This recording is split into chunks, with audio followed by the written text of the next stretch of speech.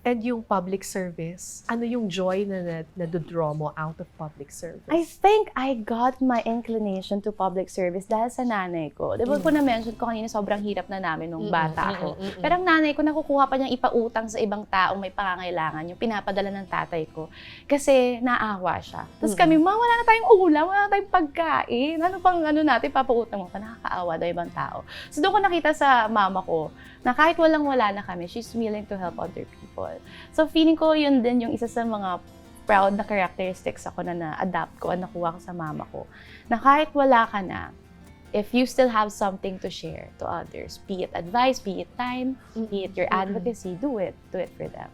So, I'll ask you again, hindi ka ba napagod? Hindi ko na nararamdaman ngayon yung pagod. Kasi nga po, nag-iba na yung perspective ko. Kung dati po, feeling ko wala akong karapatang mapagod kasi I'm helping my family. Now, hindi na ako napapagod kasi masaya na ako sa ginagawa ko.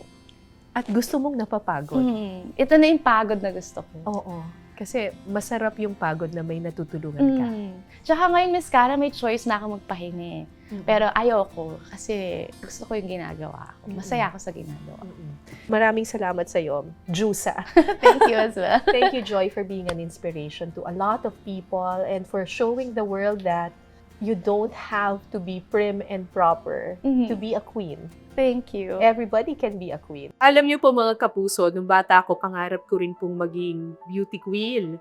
Pero nalihis ng landas kasi hindi nga daw ako bagay dahil masyado akong kelawkaw. Pero yung mga katulad po, na mga bago queens natin ngayon, katulad ni Joy Barcoma, pinatutunayan lang na ang tunay na kagandahan at ang tunay na pagiging Diyosa ay nandito. Maging proud ka sa iyong sariling personalidad at yakapin mo ang iyong mga challenges at pagsubok. Kasi yun ang nagpapatatag at tunay na nagpapaganda sa iyo.